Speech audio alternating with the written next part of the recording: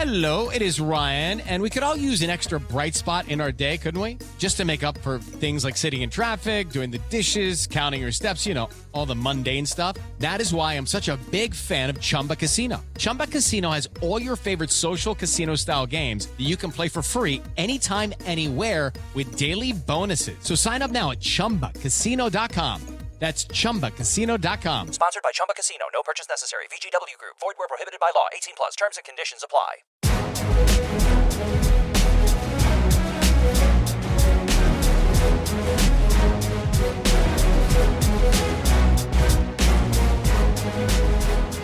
Welcome to the MMA Roadshow, episode number 509. My name is John Morgan, and Cold Coffee is with me on this special Christmas celebration edition. That's right, we take no holidays for nobody. Everybody's chilling, hanging out, kicking with the family, but your boys, John Morgan and Cold Coffee, are still getting together to talk some mixed martial arts, some submission grappling, and bring you some, hopefully a touch of entertainment. Ho, ho, ho. Merry Christmas, John. I'm glad we're able to get this together. But yeah, you know how it is. Wherever we're at in the world, we make things happen. Yes, we do. You happen to be back there in Vegas, and I'm oddly enough the guy on the road this one. Right. This is different. This is different. Down here in Havana, Florida, which is roughly about 15, 20 minutes from the downtown Tallahassee area. Okay. Here visiting my sister and brother-in-law at their lovely ginormous log cabin type house that's out here in the woods. Nice. Comes equipped with their own gun range in the back area, and it's great, man. It's so super quiet out here, and they got a bunch of crazy, awesome Christmas decorations and stuff. But yeah, we're off the beaten path, so it's nice and quiet this morning. You know, could hear some birds and animals, and then a little bit later on, we heard somebody firing off what was probably their new Christmas weapon, at their house. And it's Florida, baby. It's what happens. It's what we do. But no, it's been a wonderful trip so far. So yeah, we got more family and friends coming over for dinner. My brother-in-law is an incredible cook, and so he's got the prime rib on the smoker right now. So we're going to throw down in a couple hours. So this is perfectly timed. So once we're done talking MMA, we're going to talk prime rib. Carve up some prime rib. That's awesome, man. It's awesome. It's incredible. That is great. So have you taken an opportunity to go fire off any weapons yet? No, not yet. By the time we got here late Monday night, or rather early Tuesday. We got here about 2 a.m. and then yesterday was connecting and stuff and just sort of hanging out. But I think probably tomorrow we might get out there to the range. I had no doubt that you would get out there and be going to happen. Utilizing some firearms, celebrating your American heritage. You know what I mean? It's I had no doubt. Is what we do. It's what Santa Claus and Baby Jesus would want us to do, So, Baby Jesus said, "Go fire your weapons, son." I love it. Well, that's cool. He said, "Why lay in this manger? Please engage in your rights to shoot things." I had no idea Baby Jesus was a redneck. That's awesome. It's the lost scripture. It's off somewhere. Pretty sure I read that somewhere here in Florida. That's amazing. Well, good for you. I'm glad you've seen your family. I kind of alternate with my wife a little bit, like kind of what we do, but her parents are actually in town right now, so they're staying with us. So she's super happy. She usually goes to Mexico and sees them like every year, but this is the first time they've been in Vegas in like 5 years. So I could definitely see her excitement. She's really close with her parents, so she's very, very excited that they're here. So it's been kind of cool to see. Just how happy she is. She's actually she's whipping up a little meal right now as well. We did. Nice. My traditions have changed basically since I got married because she's born and raised in Mexico. Her celebration is always big on Christmas Eve, I don't know. Yeah. I don't really know why that is. I don't know what it's never really been fully explained to me, like why that's the way that most Mexicans celebrate it, but that's become the way that we celebrate it. So we did all the gifts and all that last night. I had a big dinner, went out to Hugo's Cellar, which is a very nice steakhouse downtown. Ooh, I had reservations. So that was my treat. That was my gift to everybody for the holidays, was to take everybody out to a nice steak dinner there. So we didn't cook the prime rib, but they had a couple of beef Wellingtons, and me and the kids split a big tomahawk steak. So Yeah, it was good times, and did all the gifts, and then of course Santa came early this morning, and now we're kind of hanging out, and actually gonna go see Michael Jackson's One at Mandalay Bay later tonight. Nice. I've actually never seen that show. Been living here in Vegas for 16 years now, but for some reason that's just one show I've never been to. So the wife actually bought the whole family tickets for that. So that was her gift to everybody, was buying tickets to everybody to go see the show. So that's the big plans here in the Morgan household. Oh, that's incredible. Yeah, no, I saw some pictures that your wife was sharing of the family together. You could definitely tell she was happy that the family was all together. Now, I'm mistaken. I saw everybody else wearing matching pajamas, but where was Papa's pajamas? Yeah. Where was John Morgan's pajamas? It's so funny because I mean, I guess I should have known she was going to put the picture on Instagram, but I saw the picture. I'm like, anybody that knows me knows, like, John Morgan wasn't wearing no matching pajamas. Like, I will let the record reflect that she did offer. She was like, hey, by the way, we're getting kind of matching pajamas for everybody for the holidays, these Christmas pajamas. She's like, I'm kind of assuming you don't want them, but I'm going to ask you anyway. And I'm like, well, you definitely know me, honey. I do not want the matching. I do not want the matching pajamas. It was so funny because I was looking at the picture. I was like, oh, how cute. And I was like, what doesn't belong in this picture? What stands out? Oh, there's the guy in the back that's not wearing the outfit. It's funny you say that. I saw the picture and I thought the same thing. I was like, I wonder if anybody's looking at this going like, damn, they didn't even include Dad? Like, what's up with that? You know what I mean? Like, but no, anybody that knows me realizes how it unfolded. But I did think if you had no idea what you were looking at, you'd be like, damn, they just told this dude, like, you're not part of the family. Sorry. I'm surprised they didn't just make you take the picture at that point, No, that Michael Jackson show, I have not seen it, but I hear it's incredible. There's her name's Neely Bra. She's a female guitarist who absolutely shreds, and she actually plays on that show, but she travels around. She actually plays in, like, you ever heard of Death Clock? No. And some of the other, like, metal bands. It's like there was an animated Metalocalypse, I think, or something like that. Okay. It was an animated, like, death metal show, but they actually had a live performing band that would travel and they'd play the cartoon or whatever on the thing. She actually travels with that, but she actually is the guitarist that if she does this show, she comes out with a giant, like, mohawk and, like, shreds some of the guitar and, like, shoots sparks out of her shit. She is a fantastic, one of the best guitarists I've heard that's out there practicing it, or playing and doing her stuff. But she's in that show, so she travels around as a touring musician and then comes back and plays in the Michael Jackson show. So if you see her shredding, she's badass, man. It's incredible. I'm not sure what they do when she's on the road, but I'm hoping she's there, because when I've seen clips of when she gets out there shredding, they're dancing around and it's just shooting sparks across the stage. It's really, really cool image. So you guys will have a lot of fun with that one. So hopefully she's there. A, I will keep an eye out, and B, you are never short on surprises of stuff that you like. You're just like, bro, like one day you'll be letting me in on some Korean rom-coms, and the next you're like, oh, by the way, death metal, right? Like, I'm a big death metal guy. I'm like, what? I had no idea. Well, on occasion I'll listen to a little something, But this one, because there's a cartoon associated with it, so you know how that is. Oh, that's hilarious. All right, well, listen, not a ton of MMA going on. Should say no MMA. By the way, I'll just give it a tease right now, because we won't be together until it happens, because our next show will be on New Year's Day. But New Year's Eve, Ryzen is actually doing a show. So if you're into that, New Year's Eve tradition of MMA from Japan, it is still happening. It's a pay-per-view. I think it's like $15 online, so it's a very reasonable price. They got some great fights in there. I know Kyoji Horiguchi is on there. They got 3 title fights, so put that one on your calendar if you're fiending for a little bit of mixed martial arts action later this week. And of course, we'll get together on New Year's Day. But before we get to what is happening, which is FURY Professional Grappling 12, and I will be there, of course, on the microphone. Jay Regobudo, Brazilian Jiu-Jitsu black belt, will be on the mic with me, and Gina Lucille will be there as well in a reporter role.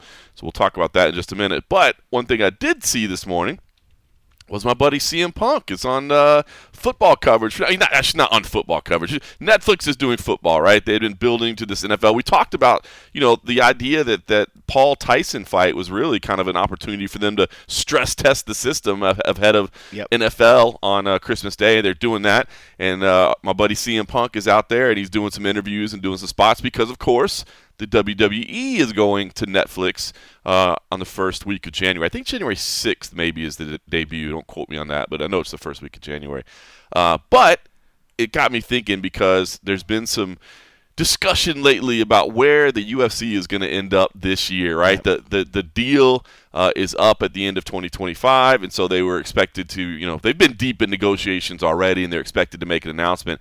And I did see there was actually a poll that came out that industry experts were polled about when and where the UFC would end up, and it seems like the leading answer is Netflix. Now, should point out, by the way, that in this poll that was held by Bloomberg Screen Time, which I don't know Screen Time, but obviously I know the Bloomberg Network, of course. Yeah, you know that. Netflix was the leader with 150 votes. Amazon was right behind with 129. And Disney, ESPN with 113 of the votes. So not an overwhelming majority thinking that, it's going to end up on Netflix. I was kind of interested to see in this poll, Warner Brothers Discovery 57, Comcast 48, Paramount 27, Apple only 12 votes. I mean, so we think about Apple having a bunch of money. They were dead last in this poll. Yeah. And so not seeming to be a player in the UFC game, but interesting to see because, I don't know that it necessarily impacts us too much. I mean, we're still going to do our job regardless. So we're going to follow wherever it goes and that sort of thing. But I'm just kind of curious to see where it goes. And I do kind of feel like Netflix is going to make a bid for it, right? I mean, they're already in it with the WWE. With the WWE. Yeah. That's huge. That's huge right there. The TKO brands together. Yeah, I mean, and if anything else, they might have tried to work out a deal for both of them and kind of that worked out in both favors. Like maybe they didn't individually get the overall amount that they wanted, but maybe they were able to sweeten the deal and, say, hey, well, how about instead we'll give you this much for both of you guys, right? And get you both in there. Yep. I think that stress test that they did was definitely a great idea. I mean, I think it's huge. I mean, you mentioned, Apple Plus. I don't know if did you watch any of the MLS games? I do. Yeah, so they're on the MLS. Yep. They have the MLS Pass or whatever it's called on Apple TV, and it's solid. But in terms of like usability, it's kind of clunky getting around it. I think maybe that's because we're all sort of used to what the ESPN platform, like their platform is pretty darn solid. Amazon, you're often searching for things. It's also a little clunky.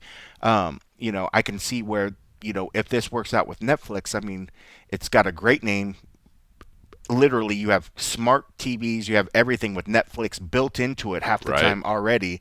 So you're outside of just somebody having to download something or do whatever. More than likely, it's probably already on the smart device that they have. I think it's a great potential. I mean, like it's a great name. Why not? I mean, like, granted that most UFC fights aren't going to get the numbers. Whatever Dana says, it's not going to get the stress load like that Tyson Paul fight did. That was just ridiculous. The numbers, the amount of people that were pulling on that thing. I think every one of us knew somebody that was watching that fight. It's not going to be the same with the UFC. So while that stress test maybe didn't go as good as they planned, I'm sure they've made changes to the infrastructure after it. And, let's be honest, nobody's going to be doing the same sort of numbers unless there's some crazy super fight that we're waiting to see. Whether that's the Jones Aspinall fight that Dana says is going to be the biggest thing ever. I still believe, that Paul Tyson was probably going to get a lot more eyeballs than that one. I do too. But I mean, it's cool to see more players that are interested in it. I mean, to think, 10 years ago, 15 years ago, when they were still just starting to get on Fuel and FX and all this other stuff, and then to look at these main channels, but now looking at Netflix, which is like a global sort of property, if you will, jumping into the fray to get their hands on the MMA is pretty darn cool, man. It is. Who knows where they're going to go, but it's a good thing for the sport for sure. Here's what I'm interested to see is because there's a lot of discussion of maybe the UFC will carve up their programming and sell it off in pieces, right? The NBA has been incredibly successful with that. WWE is doing exactly that, right? I was talking to Punk at the last show in Atlantic City because, they just brought back Saturday night's main event, and that's on Comcast. I was under the improper assumption that everything on WWE was moving over to Netflix. So I was asking him, I'm like, hey, let me ask you a weird question. Like, why would they reintroduce this franchise if it's like the last show on their deal? And he's like, no, brother. He's like, they're on both of them. You know what I mean? They're on Netflix and they're on Peacock. And so I imagine that, from That's impressive. It really is impressive. And I would imagine the UFC might try to do that. But I'll be honest with you, that does scare me a little bit because I think about when one network has all the programming, right? They really make it a priority. I mean, you look at Spike. I know that the relationship soured at the end there, right? But Spike, dude, you remember back in the day, you would just know, like, man, there's nothing on TV right now. Let me throw on Spike because I guarantee you there's going to be some fights on right now. Like, they're going to have something MMA related. And I look at ESPN, and obviously ESPN has just tons of programming. But every time you turn on ESPN, right, they got that little ad down there at the bottom. You're seeing that little UFC ad down there and where they're showing when the next upcoming fight is and all that. And so, when you have these networks that are all in, they tend to create shoulder program and they tend to create, other stuff around it because they want to drive people back. And so it does scare me a little bit that while the short term for the UFC, it would be big because you're getting money. Now, instead of one TV contract, you're getting two. Like maybe one network gets all the fight nights and another network gets all the pay-per-views or whatever. And from a business standpoint, that would make sense. I can sign two deals. I got the same content, but I'm, carving it off and doing that. The same way what WWE does that I didn't know, but now they do. They have like Raws on one channel and SmackDowns on another channel or whatever, and that's good. I know. That is kind of confusing. I will admit that's confusing as right? hell to me. So when I've tried to watch it, yes. I don't know where to go. That's and then it. I'm like, is this even part of the WWE? I'm like, I'm so confused. That to me, and again, maybe the UFC is so big right now that they would just soar right through that and it wouldn't be an issue. But I don't know, for the long-term continued growth of the sport, continued buy-in or whatever, I feel like you want to have a broadcast partner that's like all in on seeing you succeed, not like, well, we only promote this stuff, so we're not talking about that fight. And now, why are we going to create a studio show when really we only have half the deal, and so we'd technically be helping to promote for this other network as well. And I don't know if networks look at it that way, but I just think of common sense. You know what I mean? Like, if you're not all in on something, you're not all in on something. You know what I mean? So that concerns me a little bit. So that's, in terms of this being something that we watch and something that we monitor, that's the part that I'm most interested in, to see how that impacts the future of the UFC. Yeah, I mean, and I'm one that I watch the fights. But when it comes to like all the extra little side program that's on ESPN, I know you watch like everything that you see on there. Right. I never watch the other shows that are on ESPN, So like for me, if nobody's watching that thing, do you think there was ever a point? I can see where they went all in. And when you get the exclusivity, you're throwing out a massive number to get that. Right. So I could see where they're like, we need to pull back on this number because, we want to either, give it to other sports, because who knows what the sort of deals they pay colleges for their content. Like college football, it's absolutely enormous, and it's only getting better and bigger because of all the NIL programs and things of that sort. So I'm sure they're trying to free up some money. But for them, if they've been throwing so much money at this thing for a while, and if nobody's really watching these sports these other shows, I'm sure that they were looking to try to maybe pull some of that back and then take some of those resources away so they could allocate it everywhere. I mean, who knows? I mean, Fight Pass has always been a potential that if the UFC wanted to develop a show on their own, if they ever felt that there was, a lack of content out there, they could always sort of develop it themselves. True. ESPN just sort of had the bandwidth because they have such a big entity, and that 24/7 programming that they needed, they always wanted to try to put something to it. I'm not so worried about, whether it be a drop in content out there, because there's still so many events, there's so many fights. You turn on Fight Pass, there's a 24/7 library. You go to ESPN, they got plenty of other stuff that they're not worried about whether they have a drop in MMA from their area. Right. But now with all these other organizations that are coming up, I feel for a viewer that wants MMA, I'm not worried that there wouldn't be something to see. But, when it comes to all the side programming, I don't really watch a lot of that anyways, because there's so many fights that it's hard enough to keep track with just following the fight week stuff. That me personally, I'm like Don Davis. I turn on to other things when the fight week's off and the other stuff's off. I watch other little things. So I don't mind that there's not the crazy push from every particular outlet to create something, but I don't know. I mean, I think by them.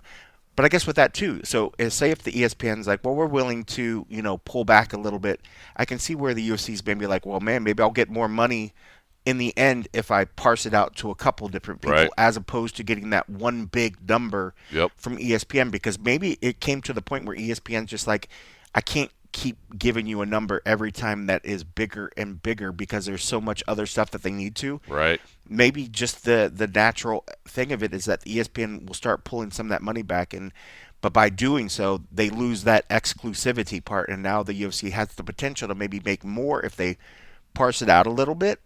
So who knows? I mean, it could be interesting, but I think it was one of those things. I was surprised that how long that this deal lasted, where it was just the ESPN. Yeah.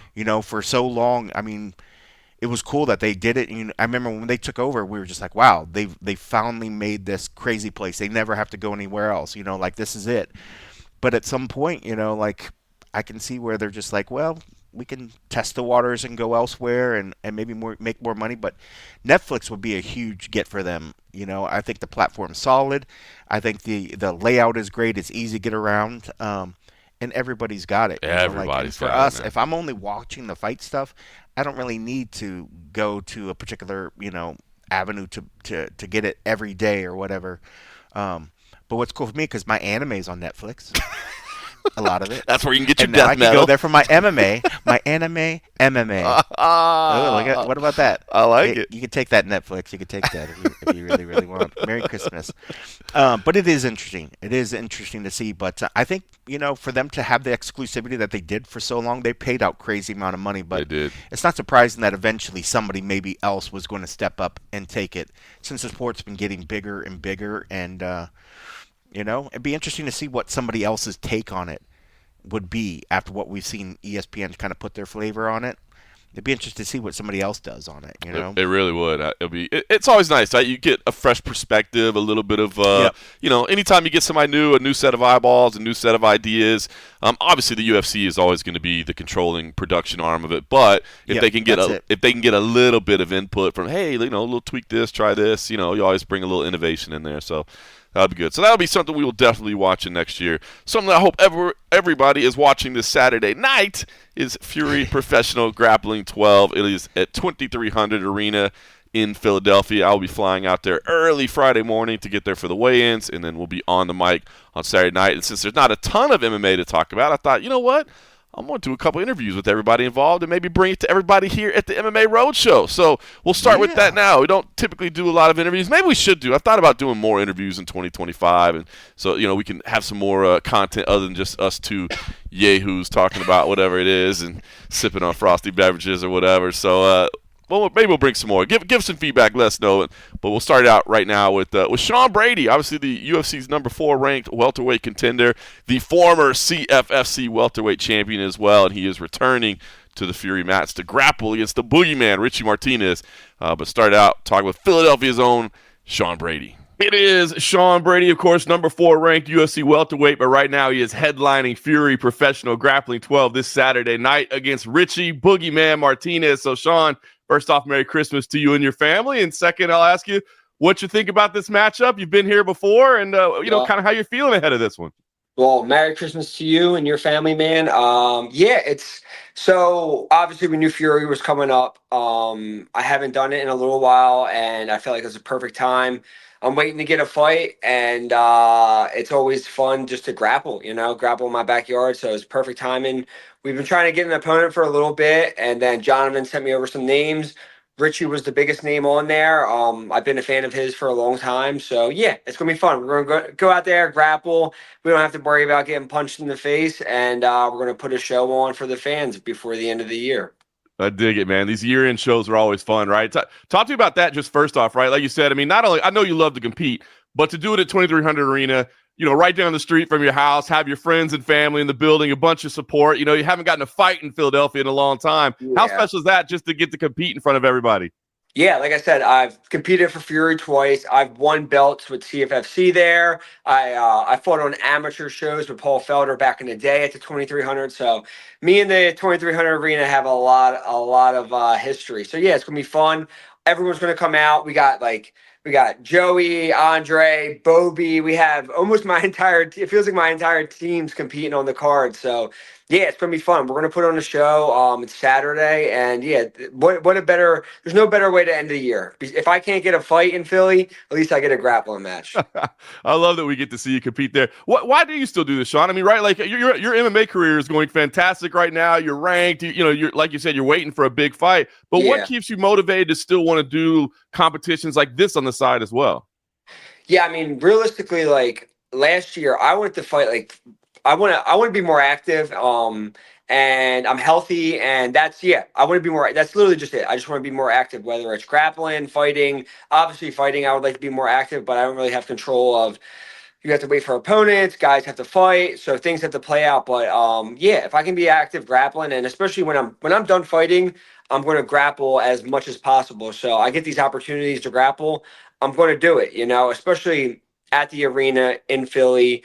It's like we grapple for free and for fun every single day. I just did 10 rounds this morning. We had a bunch of guys grappling. My wife has work, and she's a nurse, and my mom, so my whole family has work. So we already did our Christmas thing, so we're training. And but yeah, it's just for me, it's just grappling. I get to go out there, have some fun, and just get a little competitive itch going before I get a fight. I love it, man. All right, well, you said you're a fan of Richie Martinez, obviously a guy he's been around the game forever. I like the fact that you've watched what he's doing and respect it. So what do you think about him as an opponent, what he presents to you? Yeah, I mean, he's going to be definitely bigger than me. We were trying, I'm walking around like 190, 195. So I said anywhere in that range. They couldn't really find anybody. They said Richie at 205. I said, I don't care. Like I said, it's grappling. I'm a pretty strong guy, so I feel like I'll be able to handle myself there. But yeah, it's gonna be fun. He has a different kind of completely different style than what I have. I'm more of a take you down, top heavy, pass and submit guy, where he's playing that rubber guard and that mission control off his back. So it's going to be a stylistic clash. But I've been doing a lot of jiu-jitsu, so it's going to. I might have a few tricks up my sleeve, but yeah, it's going to be a cool clash of styles for sure. Yeah, I agree. I think the way you guys match up should be a lot of fun. You talked about your previous appearances, Craig Jones and Ben Saunders, right? So you've gone against an MMA vet, and then you've gone against the grappling specialist. Yeah. I wonder, is there more of a little sense of satisfaction in beating somebody that this is their world versus an MMA guy where I know he's training a lot of different things. Yeah, I know what you're saying, but not really, because I'm a martial artist and I just happen to fight. You know what I'm saying? So I'm a jiu-jitsu guy. They're a martial artist. Yeah, they might do it a little bit more straight jiu-jitsu than me, because we have so many other things we have to do. But if you're a true martial artist, like I like to think I am, you should be able to go out there and compete with the highest level guys. And Richie has been at the highest level of the sport. And I think that I'm going to go out there and do very well against him. Yeah, I think it's going to be a fun one. I talked to him as well. He's got a lot of respect for you, and he kind of feels the same way, that stylistically you guys match up incredible. So, all right. We're excited for this one. We're excited for Fight News too, though. So, I mean, this will be the holdover. It'll be a great end of the year. But when do we get to find out the next step in the MMA career? You tell me, man. I've been so after Gilbert, I was trying to get something like end of the year, early January. I was hoping to be fighting in January. I'm having a daughter in February. So I was hoping to squeeze one in before then, but obviously that's not happening now. But I'm pushing for the Leon fight. My manager says they'll be talking to the UFC brass this week. So that's really what I want. It's worth everyone's talking about, there's a lot of risk with going over to his country and fighting him in his backyard, but there's also a lot of reward. If I beat the number one guy in his backyard, that cements me as the number one contender. And that's what I'm looking to do. But if we don't get that, I'm hearing from a little birdie they might be coming to Miami in April. So one of those, that's what I'm looking for. But I'm looking for a top 5 guy, and we'll just see. We'll see what comes about. That's awesome. Well, we know it's going to be a big fight when it happens. But first, we got one of the final events of the year, FURY Professional Grappling 12. It's one of the last chances. People are chilling at home. They're looking for some entertainment. They need something to watch. It's going to be on UFC Fight Pass. What can they expect if they tune in and see you on Saturday night? High-level grappling. Besides me, I want to highlight like all my teammates that are on there. So yeah, there's guys littered throughout that card. From the first, I'm going to get there early because I have teammates from the first fight from first match of the night until the end. So I'll be there the whole night watching. And yeah, you're going to see some high-level grappling. The way FURY is making these rules now, it's going to be exciting. If you don't get a submission, you don't win, and I like that. So and obviously if it goes into overtime, you have to score, but they're making these rules to make these matches be exciting. And I think we got Andre versus Pat Downey. We got Joey on there. So Pat Sabatini just got added to the card. So it's literally stacked with the highest level guys on the East Coast. So if you're not tuning in to UFC Fight Pass or spending the $65 to get there, then I don't know what you're doing on your Saturday. Well said. Can't do it better than that. Sean, appreciate the time on Christmas Day, and we'll see you on Saturday. No worries. See you soon, John.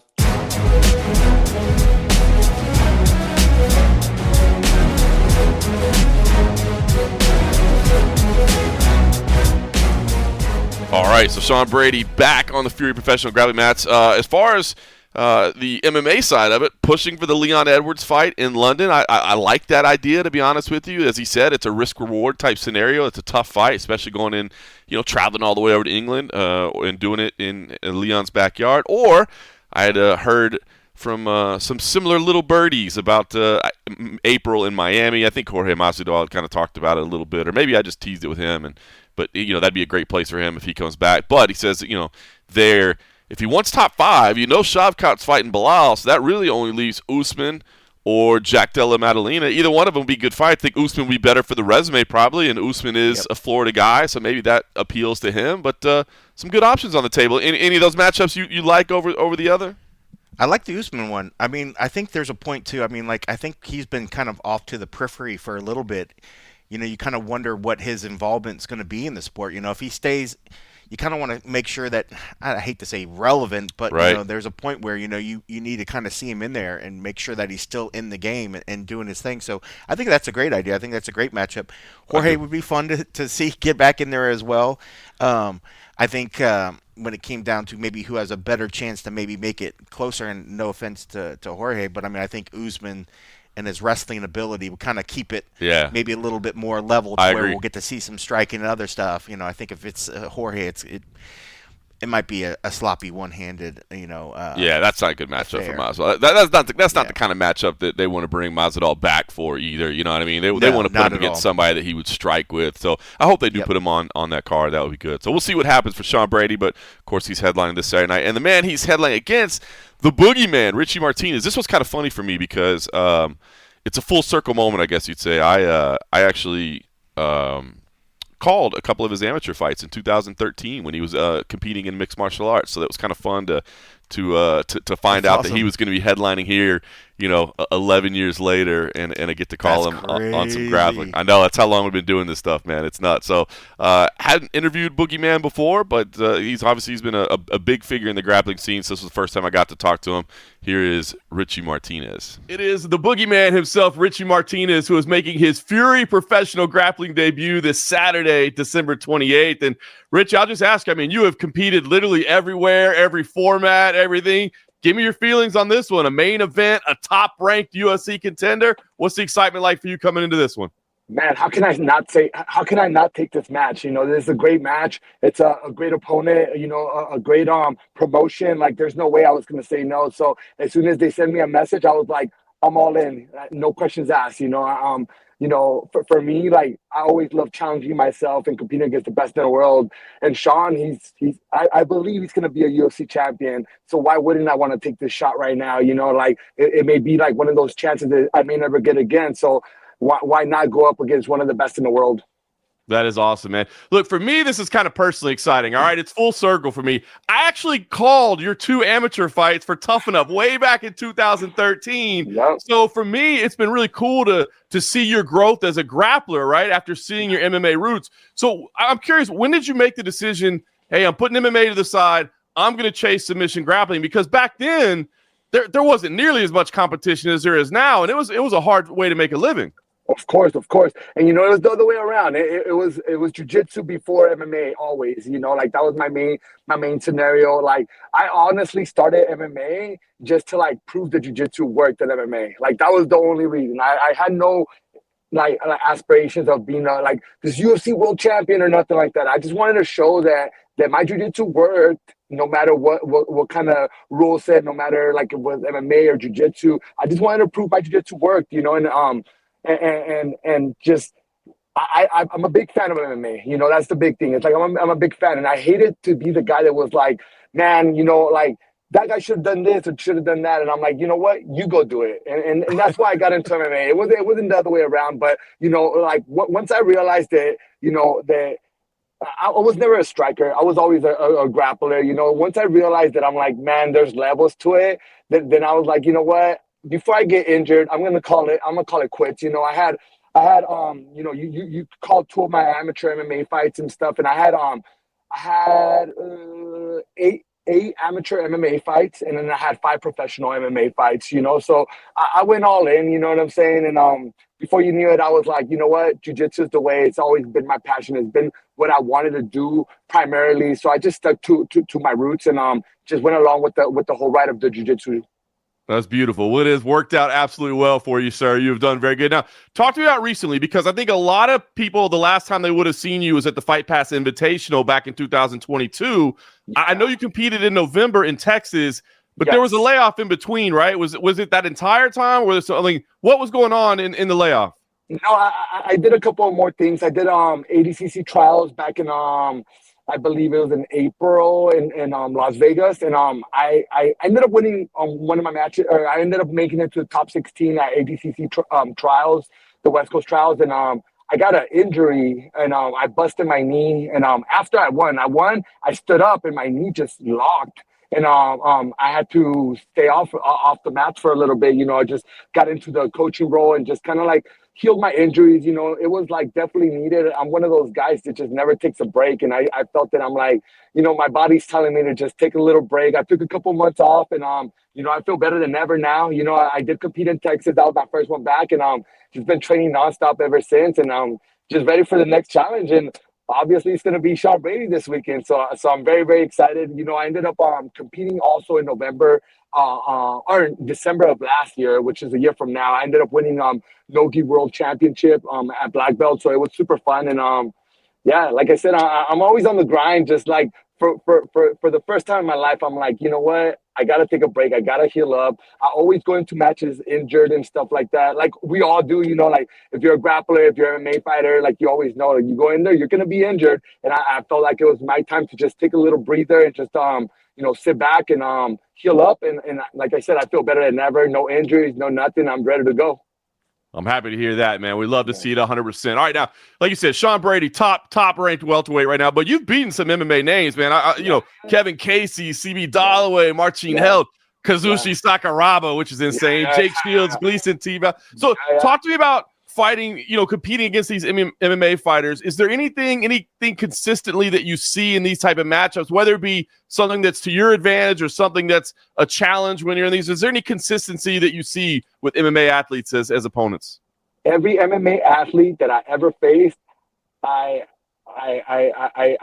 respect greatly, you know what I'm saying? And that's the consistency. Like I've never taken a match and I'm like, oh, that guy kind of sucks, I'll take the match. Never like that, man. Every single person that I have ever faced, like in a super fight or anything like that, I truly respect, and it's like, and it's an honor to be on a match with them. And that's why I take these matches. It's not because I'm like, oh, hell yeah, easy match. No, every single guy I know could potentially beat me, you know what I'm saying? But it's like, it's a challenge to me. And I'm like, as much as they could beat me, I could beat them as well. And that's why I take these matches, man. I've never taken a match that I didn't think I could win, but I also didn't think I could I could potentially lose as well, So it's like, that's the consistency with all of them. Every single fighter that I've ever faced, like in a super fight or these MMA fighters that I've faced, it's because I really respect these guys. That's awesome, man. All right, we'll talk about Sean Brady. I know you're an MMA fan. We haven't seen him on the competitive grappling circuit as much as you, of course, but a highly talented grappler, powerful, strong. What do you know about his game? What do you think about the matchup as you're getting ready for it? You know, he like me, he's a submission hunter. You know what I'm saying? He has a great Kimura, a great guillotine. He has good pressure. You know what I'm saying? Good wrestling. Like, he's legit, man. He's gonna be game, and you know, like I said, like he has a really big shot to win, but also so do I, you know, and it's like that's why this match is going to be very exciting. You know, it's a clash of styles, you know, like I love throwing submissions from the guard and stuff like that, and he likes doing it from the top, you know, so it's whoever could pull that trigger first and capitalize on one's mistake, you know, and yeah, man, like honestly, like for me as an MMA fan, I'm very excited for this match, you know, and I've been not taking them lightly. I've been training very, very hard for this match. And as soon as they told me, like I said, man, I was like that same night, I was like, I'm on the mats, you know, I'm game planning for him. And it's one of those matches that you have to prepare for. If you don't prepare for him, he's going to take advantage of that and he's going to take you out. You know what's funny about this too, because it's in his backyard, right? And I feel like when you compete, like everybody loves you. I mean, you're such a nice guy and exciting and fun. And I feel like everybody's cheering for you. In Philadelphia and Sean Brady's backyard, you're going to get some boos, right? You're going to be the enemy. They're going to be cheering against you. You know, it's one of those things. It's going to be a 2300 arena. You know what I'm saying? That's ECW territory. You know what I'm saying? Like I'm all game, man. Even though that's his home court, it's like wrestling's my home court, no matter where's it at. You know what I'm saying? It's like I'm a big fan of wrestling, of professional wrestling. So it's like that place has history. So I'm gonna feel right at home. So whether I get booze or whether I get love, at the end of the day, it's like we're gonna go out there and we're gonna have a war. And at the end of the day, it's like whether he gets his hand raised or I'm gonna get my hand raised, people are gonna respect both of us at the end, whether they're his fans or mine. I love it, man. I didn't know you were a pro wrestling aficionado too. You got the history down. Yes, sir. Yes, sir. Since day one, man. So I dig it. All right, listen. No twisting leg locks, no heel hooks, right? Because he's a UFC athlete. I mean, I think you've shown that you have plenty of weapons outside of that. That's not necessarily your primary game, but how much of an impact, you know, does that have on traps you can set, on strategies, knowing like these aren't submissions I could even use? None at all. You know what I'm saying? Like for me, like I have a game plan for anybody who's anybody, you know, like it's like whether there's leg locks, whether there's no matter what the rule said, I'm all game. You know what I'm saying? I do every type of submission grappling event. Like it doesn't matter the rule set. I just love to compete. You know, that's my main mission. Like, so whether there's twisting leg locks or not, like it is what it is. You know what I'm saying? It's just a rule, you know, like for me, like I compete at any type of rule set, and this is just a rule set, you know what I'm saying? And I'm game for whatever it is. Like like for me, I just love to go out there and compete against the best in the world, right? Like no matter the rule set, no matter the arena, no matter like if I'm in his backyard or he's in mine, like I just love to compete, man. That's my main thing. Like I was born to compete, you know, and it's like there's just another way to be able to like showcase my jiu-jitsu, my grappling against one of the best. Sign me up. I'm already there, man. I love it. That, you know, that's what I love about these crossover bouts, right? Because, you know, maybe you get exposed to a different fan base that maybe doesn't watch a lot of grappling, but maybe they're going to because they know Sean Brady, they're MMA fans. So do you enjoy opportunities like this to maybe like, you know, kind of showcase yourself to a new audience? Hell yeah. Yeah. I love it. You know what I'm saying? Like for me, like I'm a crowd pleaser. Like I go out there and I try to hunt for the submission. So no matter what, I'm gonna go out there and I'm gonna make some new fans for sure. Like it's not about making new fans or whatever.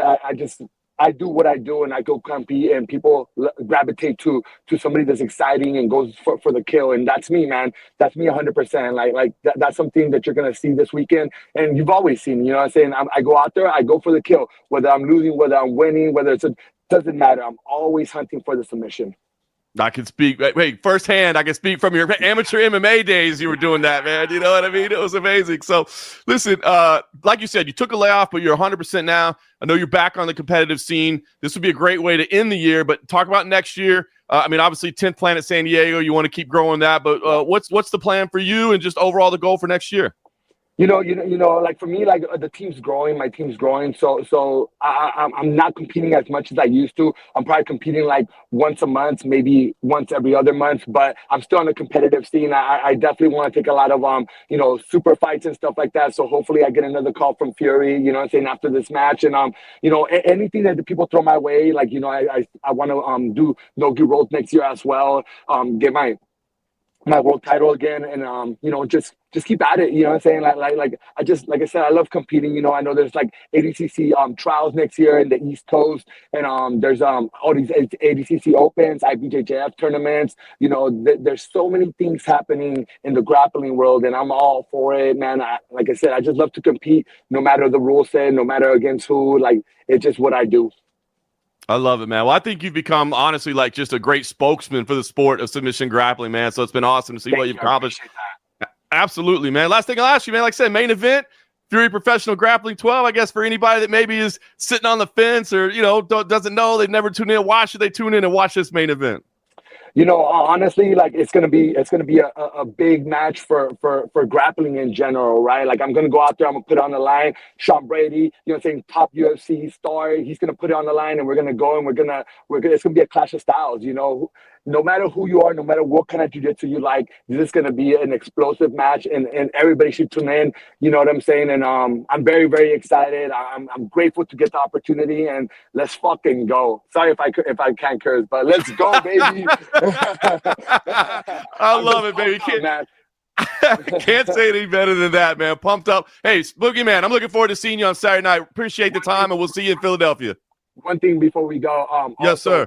Check out my boy John Strollo. He's going to be on the prelims. I think he's like the force fight. One of my students. He was just out. He was just going to go out there and corner me, but now he has a match, and it's going to be explosive. He's one of my best guys, so make sure you guys check him out as well. I love it. That's why people love you, man. You got the spotlight for yourself, and you're making sure your boy gets a little shine too. Of course, man. Well, man, yeah. Be ready for this weekend, man. It's going to be super fun, and I hope everybody tunes in.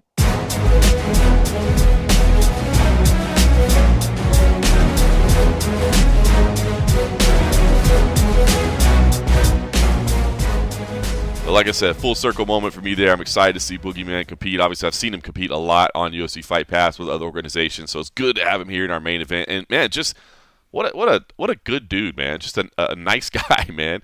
I really enjoyed it. I like his enthusiasm, so I'm definitely looking forward to this matchup. I think it should be a lot of fun.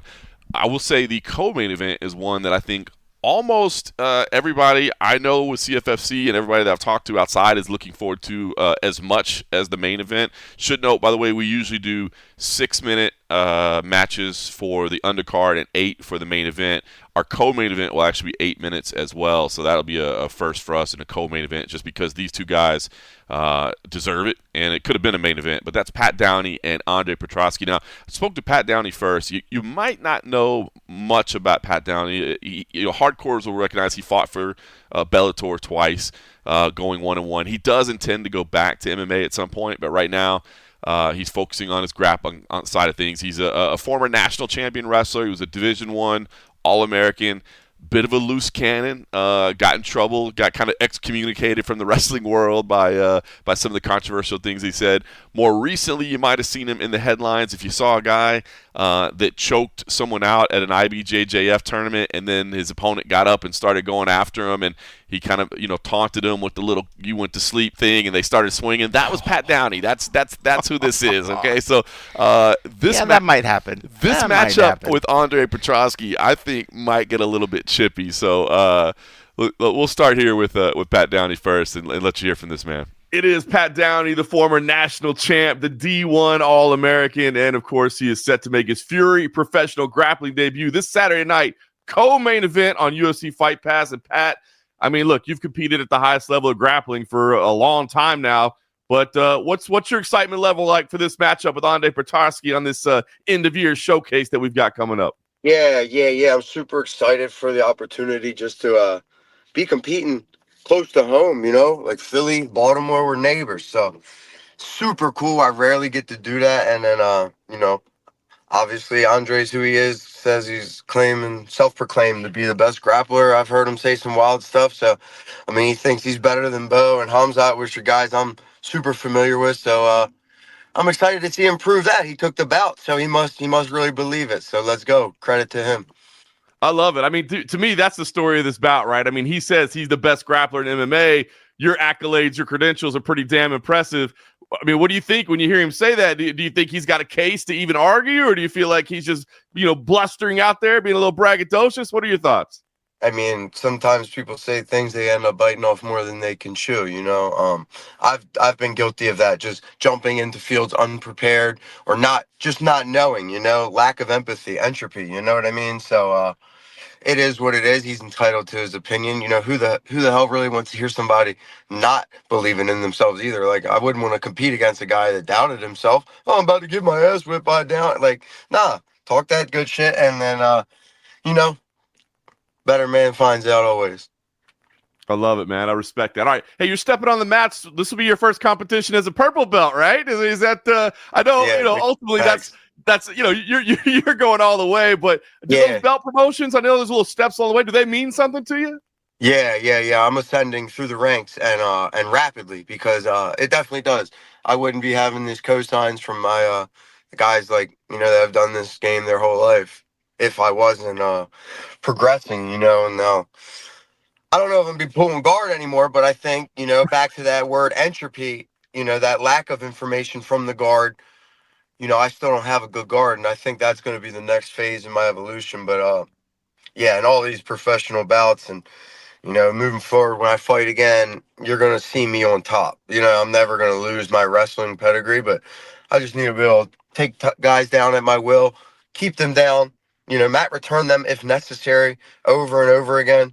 But then when I'm on top of them, you know, finish. So that's what I've been working a lot on. And I was just, you know, I won them IBJJF Worlds and I got some kills in it. You know, my first submission. So I was pumped. So people can talk all that shit they want, but like I earned that purple belt too. You know what I mean? What's been your reaction to that, right? Because, I mean, look, for all your accolades, I don't know that you've been more in the news and more talked about than you have been right now because of this controversy. I mean, what It's wild, right? It is wild. So what's your reaction to all that? Well, I'm fucking damned if I do and damned if I don't. If I go compete as the white belt, they're like, oh, he should be a black belt. And then I try to enter as a black belt. They're like, oh, he doesn't know any jiu-jitsu. He's just going to beat everybody with wrestling. So it's like, all right, you know, I do what these motherfuckers basically want me to do. I learn the game from scratch, start as a white belt, humble myself, come into a new game. And, you know, you love me, I'm in your heart. You hate me, I'm in your head. Both are in my favor. I really don't care. To your point, what's it doing? It's creating that talk. It's building my brand. You know what I'm saying? It's I love it, man. That's a great I'm way coming to. in here dominating these guys with black. Like, look at Rockhold. He's got a good black. Look at these guys. Look at Petroski. I'm sure he's got black belt. Wait until you see with my skill set. You know, I'm transcending not just the wrestler now. It's a total grappling package you're going to be getting with me. I love that. So I'm curious about that too, right? Because your wrestling credentials, I mean, you're always going to have that to go to, right? Like that's your bread and butter. But I know you're working on rounding out your game. Easy to do in the training room, right? But maybe hard to do in competition. So what's your goal in competition? Do you like in a match like this, do you want to go out there and show new tools? Or do you think, well, I can't use these new tools right now because I got to go out there and get this win? Right. Yeah, there's both sides of that coin, right? You know, and I'd like to get another submission victory. I know that. If it has to be the same submissions that I just successfully hit in competition, then so be it. You know, I'm not I don't care how I get the kill, if that's what you're asking. But would it be cool to be able to get a kill differently? You know, throw an armbar in there, a little triangle. You know what I'm saying? All these things are in my mind as well. You know, so you know, I don't want to give spoil the show. You know, but That's it. That's why you got to tune in on Saturday. However I kill a guy is happy. I'm happy with it. You know, I'm not at the level, you know, like Gordon's calling his shots beforehand and setting it up. I'm not there yet, you know, and that's part of knowing the game is knowing where you are and where you're not. Like I'm humble enough to be real, you know what I mean? With that being said, I could still take Gordon down 20 times in 5 minutes like a rag doll. You know what I mean? I could tell you how I'm going to do that. So, and there's nothing you could do to stop it. So everybody, you know, especially at this level when you're a pro athlete like this and you're worth following and knowing, everybody's going to have something that they're like fucking good at. You know what I mean? No doubt. Well, talk to me about Andre. I mean, I know you said you got a lot of respect. You understand, you know, he's got confidence in himself. Have you studied his game at all, or what do you think about the grappling that he brings to the mat? No, I've seen him wrestle a little bit in his fights. I've never really tape trained him. I let my coach Monroe kind of handle that, and he knows what he kind of does and looks for. And he's very similar to me. He wants to be on top, and he's a fighter. He wants to wrestle and grapple. I'm sure he's not going to be pulling guard. I'm not expecting that, you know. Same with Luke Rockhold, like these Jake Shields, these guys that are fighters, and they all want to be on top. You know what I mean? I don't care how you say it. Like, if, you know, that's where you want to be, you know, whether you're killing or damaging, you know, submitting or damaging, that dilemma. And who's got gravity working with them? Everybody wants to be on top. So, you know, you can't deny that. And, yeah, I'm just looking forward to seeing somebody try to prove, you know, how they get on top of me and hold me down and submit me. Because, you know, I've given up a couple like heel hook, ankle bar, knee bar shit, but nobody's yet to sweep me or submit me like with, you know what I mean, top prep, take me down. Or I just haven't seen it out of these guys, even the best. So he's gonna have to prove something to me Saturday.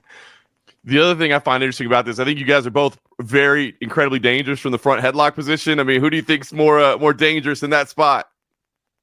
Me. Simple, that easy. Easily, yeah. I can front headlock him and I'll kill him, and he can front headlock me and won't kill me. It's just that easy. Put me in the position and I'll live. Put him in there and he's not going to. So let's go. I love it. Given your personalities, I think this might get a little bit chippy. I mean, is this a fun grappling match to end the year? Or do you think this one's going to get pretty intense out there? I mean, dude, it's always like you got to match that energy. You know what I mean? You know, and a lot of times guys don't like accepting the loss. Grapplers turn into strikers. Strikers turn into grapplers. You know what I mean? You can't win in one game. Let me try to beat you in another. So if it gets there and we got to take it there, you know me, like that ain't no problem. So with that being said, you know, if you do beat me, I don't do that. You watch my history. I'm the first one to shake my opponent's hand before we compete, and I'm always the last one to shake it, even if it's me losing to Taylor or me getting fucked by Team USA against Bo Nickel. You know what I mean? I got robbed against him. So, I mean, in the Olympics, and you don't see me throw a hissy fit like the Dagestani did in the finals. And you don't see that behavior out of me because I'm a real man. You know what I mean? If you beat me, I'll shake your hand first and look you in the eye and give you your respect. That's just all it is. You just beat me. So, if that happens, just know it's never me starting it. You know what I mean? It's just usually me kind of matching that energy and having to, you know, try to finish it. I love it, man. Well, I'm super excited for this appearance. You talked about fighting, so MMA is still a goal for you. I mean, I know you're developing your grappling game and you're focused on this, but MMA is in the future as well. Yeah, I just saw the holes in my game. You know, I jumped right into it after cancel culture. I wasn't properly prepared for that. You know, and I got cut by Bellators, but once I have a black belt, I'm prepared for these 15, 25-minute bouts, and my long, you know, it's more of a different cardio style. It's more of a marathon, and then, you know, the striking skills, I think that'll be the last thing for me to develop. But yeah, I'm just really focused on being a professional grappler right now. But yeah, MMA is still in the future. I love it, man. Well, listen, excited for that. Excited for this Saturday. Pat, I know you're a busy man, so I won't take up any more of your time. Last thing I'll ask you, I think this is going to be a phenomenal event. But maybe anybody that's on the fence or they're not a submission grappling hardcore or something like that, why would you tell them they need to tune in and watch this matchup especially? Yeah, man. Just because if you know me, you know I'm not, you know, typical submission grappler. You know, I do high amplitude throws. It's exciting. And you got two, you know, alpha males grappling, and we're both chippy northeast coast mugs, you know, trying to find out who the real beast of the grappling east is. So it's worth tuning in for, you know, and one of the last shows of the year. I love it. Can't say better than that. Looking forward to seeing you out there this weekend, Pat. Enjoy it. Appreciate the time, and we'll see you soon. Hell yeah, bro. Thanks for your time too.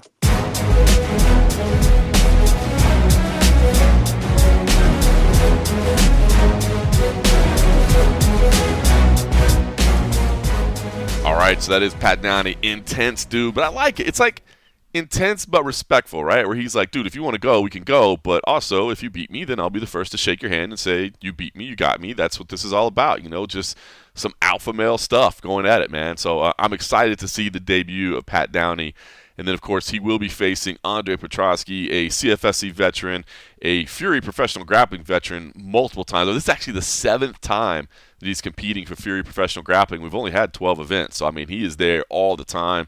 and I've gotten to call some fights to them as well. So I always love an opportunity to check with Andre Petroski and talk about this highly anticipated co-main event. So here was Andre Petroski. It is Andre Petroski who is returning to the FURY Professional Grappling match this weekend. And Andre, you're 5-1 competing for FURY Professional Grappling. That's pretty damn impressive, man. How are you feeling ahead of this one on another big year-end spectacular?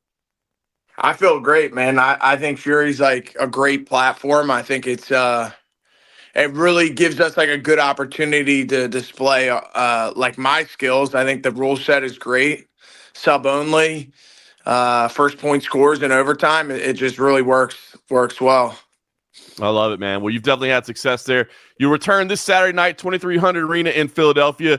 Talk to me about a building you're familiar with. Talk to me about the environment, right? Because, I mean, right now you're competing in the UFC and packed arenas and that sort of thing. But 2300 Arena, it's kind of cool, right? It's got a cool vibe to it, man. Kind of a small building. Fans are right up on you. What's that environment like for you?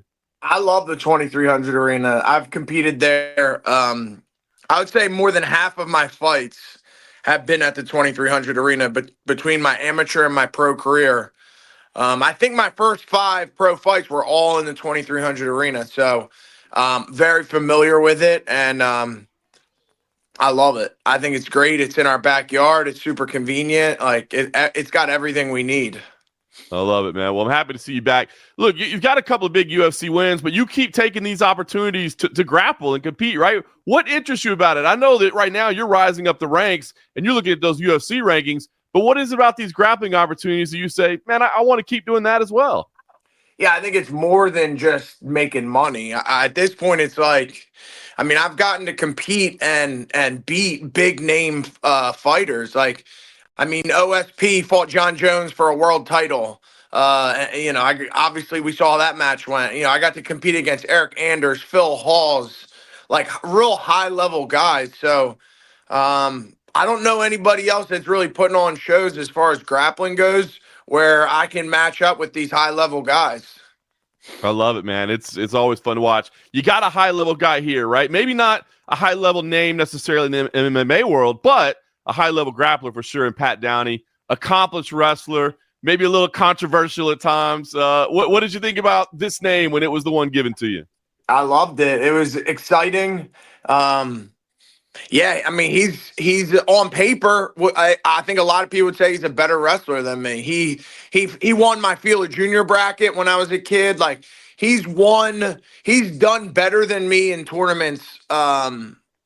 From earlier in my career when I was just wrestling. So, the opportunity to get that back and show how many levels ahead I've jumped is a great opportunity. I dig it. Now, he's very aware that you are the self-proclaimed best grappler in MMA. So he's a little bit excited to go out there and test that. Now, do you think that's still quite? Because you said, hey, he's a great wrestler. But, I mean, do you delineate that as two different things? Like he's a great wrestler, but I think I'm the better overall grappler. Yeah, absolutely. I think that, the key to winning this match is obviously forcing him to do jiu-jitsu, play jiu-jitsu with me. Yeah. I think and that, obviously he did well in the Worlds, but at blue belt. Absolutely. And I will say, by the way, he took no issue with you saying that. He was like, man, Andre, he says that, but I'll tell you what, I'm proud that he's, that he feels that confident in himself, and he took this matchup, so obviously he believes it. So let's go out there and let's test it. Yeah, absolutely. I mean, look, it was offered to a couple other people first, but I was just the one that said yes. I love it. To me, on paper, it looks like it might be one of the most interesting matchups of the night. I mean, you two guys are two big, strong dudes. I would think you both want forward pressure. I know you both are very dangerous from the front headlock position. So because of the way the styles match up, man, it seems like this could be a little bit explosive. Are you looking at this as maybe kind of a match of the night type situation? Yeah, absolutely. I think from what everyone else is saying, it's the match that people want to see the most. Unbelievable. I agree with that wholeheartedly. Now, Pat, a little chippy sometimes, a little emotional sometimes, a little fired up. So as you go into this, are you saying, hey, man, we're just having a little fun with a grappling match? Or, hey, you go out there and you fight in the UFC. Are you going in there thinking, all right, if we're going to make it chippy, if we're going to make it emotional, like, let's go do that? I think we know that who that would favor. We could do whatever. If you want to wrestle, we can wrestle. You know what I mean? I'm comfortable wherever it goes. What if he starts I've throwing been in hands the at wars. you? I've been to war and I've been in battles. This is true. This is true. So, do you think? I mean, that reputation, best grappler in MMA. Do you think that's on the line in this matchup? Yeah. I mean, he's not in the UFC, but it's another opportunity for me to display where my grappling is. Now, I understand you wanted this to be 8 minutes, right? Because normally only the main event would be 8 minutes, but you guys agreed to 8 minutes. Was that something that you wanted? Did you want the extra time versus a 6-minute matchup? Yeah, for sure. I knew, I watched his match with Carter Starachi. I've watched him in matches in the past, and I know that he struggles later in matches. So that's what I wanted. Yeah, I want to take him to deep waters. Are you a little surprised that he was able that he was willing to go those extra 2 minutes with you? I don't think he had much of a choice, but we will see. We will see how willing he is for sure. I love it, man. I hate to ask you about Bo Nickel every time I see you, but I mean, look, you beat a stud wrestler like Pat Downey. Does that just maybe help strengthen the case that, hey, Bo Nickel, I'm the right matchup for you in the UFC? Yeah, for sure. I mean, it's going to happen. It has to happen. Everybody knows now that I've called him out so many times. And even Dana said, Bo's not ready for a top 10 guy, which, I mean, no slack to him. He's only got 6 pro fights. So I'm not knocking him by saying that, but he is going to have to step back and fight someone in that 20 to 30 range. And that's me. I've called him out so many times, You think this is the platform to get it done? Absolutely. I dig it, man. Well, listen, I think you said it, man. I think this is the matchup that most people are wanting to see. But I guess if maybe somebody isn't familiar with Pat Downey and they only know you or they don't normally watch submission grappling, why would you tell people to tune in on Saturday night to watch this? I mean, you got to watch his. I mean, he's exciting. He's a big throw guy. You got to watch him. Watch him in the World Team Trials.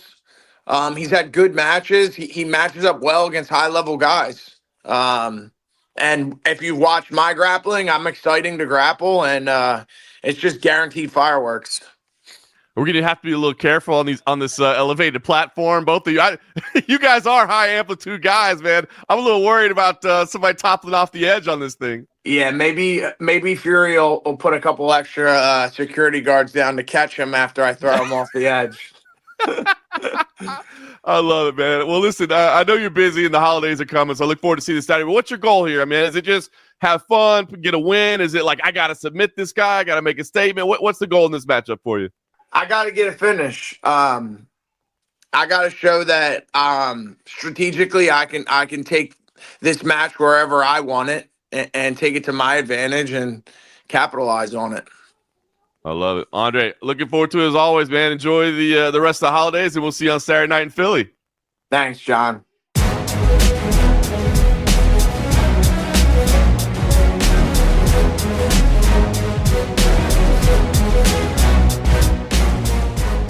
All right, you heard the man. He's excited for this one too, and he's ready to go. If this thing gets a little bit chippy, I think Andre will be a little bit chippy back there. I am a little worried that these two are going to go toppling off the side of the platform. So we'll take a look, and I think that's going to be a fun boys. One. Those are big boys, that man. Happen. And by the way, that'll be they're competing at 215 pounds too, so they're not having to cut weight. They'll be coming in big. So I'm really looking forward big to that. And hey, look on the MMA side, I like what Andre said there about I've been calling for the Bo Nickel fight.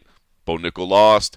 He's not ready for ranked competition yet. I think I fit the mold of who Bo Nickel needs to be competing against. And, he's been calling for that fight quite a bit. So I don't think it's out of the realm of possibility, right? I mean, it seems like a fair matchup.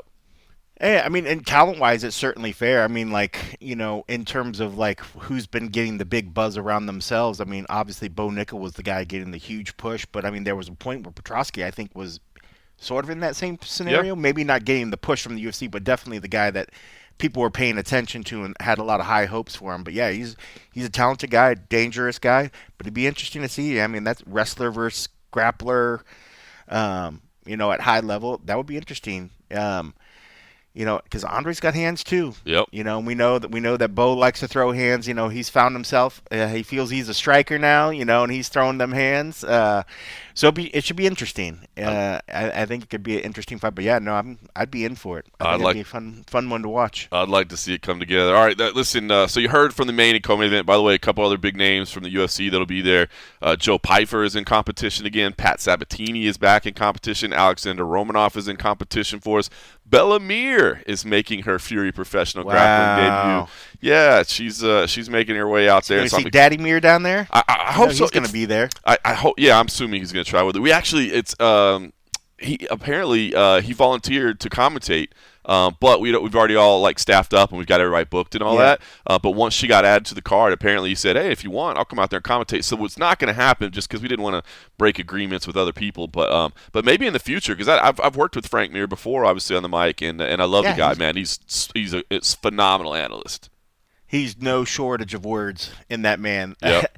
I mean, if he's going to be there, why don't they just bring him up to the desk, at some point just to chat, maybe beforehand? And I mean, granted, he's going to want to be with her. I know. I'm going to be interested Bella goes to see. out there, but maybe bring him out there at some point beforehand just to chat a little bit, 100%. or maybe even after the fight, depending on how it goes. Maybe set that option, but. Yeah, 100%. Frank's a character, man, but he is great on the mic, man. He's got a unique voice, but man, that would be fun. It would be fun. A little cameo on there. So I'm assuming he'll be there, but yeah, I like where your head's at on that. We'll definitely talk to him at some point. I like Frank a lot. So, all right. Well, listen, I know you got prime rib calling your name. I can actually. I'm getting some aromas from the kitchen here in my place as well. The wife is down there. She's cooking as well. We got the show to get to. So, any other big plans? I mean, you got look. We got this is our off season, right? We got 2 more weeks left of this off season. I am enjoying this as much as possible. I'm telling you, the time away from MMA, as much as we love having that morning fights, night fights all the time. I am really grateful that we have time to decompress a little bit, see the family. I'm looking forward to this little bit of break. But, man, we'll be ready to go once it gets back on. And once it gets started, it's go. Yep. I think the next break after this will be back in March or something. Yep. I think I'm going to take some more time off in March to go see some family again. But, yeah, I mean, this is the time of year. I mean, that's Christmas and holidays like this always makes you sort of be grateful where you at, but you also have to take the time to step away from this game because there are no seasons in MMA. It's always happening. It's always on. So these little breaks, it's nice to kind of be able to get away for a little bit and do some things. And you're able to still stay on the road yourself and get some extra little work. Tell Gene I said hello. We'll definitely do. But no, this is great. I'm looking forward to enjoying that one more week of time at home before we get back at it, and then we'll just go. Then we'll go. Here we come. It's like you said, man. I'm cool with fights every week, but man, it's kind of nice to just stop and chill with family a little bit. You forget. I know you're trying to do a lot better job of that, and I'll just send that message to everybody, man. Your family is all that matters, man. It really is, and sometimes we get so caught up in everything else that's going on and chasing things, and obviously that's life, but slowing down a little bit and just spending time with that family, there's no guarantees, you know what I mean? You just have to be honest. There's no guarantees that you're going to have the time, so take advantage when you do. So hopefully everybody's getting a little bit of that during the holidays. Hopefully you'll tune in on Saturday night. Next time we get together, Cold Coffee, next Wednesday, New Year's Day. It'll be 2025, so it'll be a whole Is that New Year's Day? Yeah, New Year's Day. So I bet there'll be some college football on in the background, right? Ohio State's playing the Ohio State University is playing on New Year's Day, correct? Yeah, I think is it New Year's Day or New Year's Eve? Maybe it is New Year's Day. Yeah, I think it is New Year's Day. The rematch against Oregon. Wow. So we'll see if this one goes a little bit better than last time. I stay hopeful. I do what I can do. But I'm not a big college football guy, but I will say, I know this is the first year of the playoffs. And I guess from here on out, the rest of it goes to neutral sites. But that first round of playoff games where they were playing home and home games, I know they didn't necessarily end up being the most compelling games in most of the matchups. But, dude, man, the atmospheres at all those schools, man, very, very cool, it's man. bonkers. Yeah. Yeah, man, there ain't nothing like it. I mean, I love just college sports in general. To me, has always been one of my favorite things, regardless if it's football, basketball, this, that. You know, when you have the athletes out there grinding, trying to make it to the big game, the big show, giving their all, kind of like when you watch your Tough Enough fighters. Yeah. When you go call the amateur fights, like they're putting everything out to try to get the call up. You know, so I've always loved college sports. So yeah, man, this you know, watching the games that people have. When I was watching the shoe and watching people play, man, it's hard to not get nostalgic and just get the feels, man, watching that game. So yeah, it was interesting. It was that Tennessee one, man, that was fun. So we'll see. I'm hoping momentum runs forward, but if it doesn't, it is what it is at this point. Well, we'll make sure we schedule the show around the Ohio State University so that you're able to watch that game and give it your all. But I bet when we get together next Wednesday on the first day of 2025, we'll have some college football in the background. Maybe it's a day drinking kind of a day. A couple of frosty beverages on New Year's Day. I mean, you know. I'm not opposed. We can sign up for it. I don't need to be sober to watch any. You know, I don't need sober to talk fights, and I don't need sober to watch football. God bless. So it's okay. God bless. All right. Well, we will rejoin everybody next year. Like I said, everybody tune in Saturday night for FURY Professional Grappling 12 if you can. Catch the replay if you can't, but it is on UFC Fight Pass. And enjoy the time with your family. We will see you next year. Thanks for listening.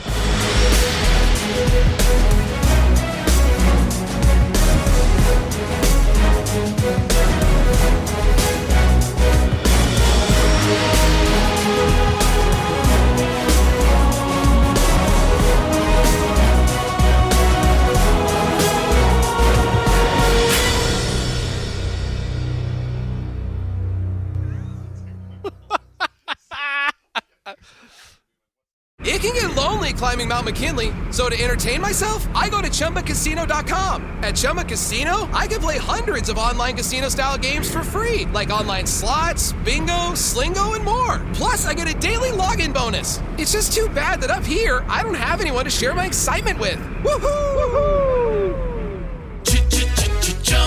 Live the Chumba life. Anytime, anywhere. Play for free now at ChumbaCasino.com. VGW Group. No purchase necessary. Void where prohibited by law. See terms and conditions. 18+.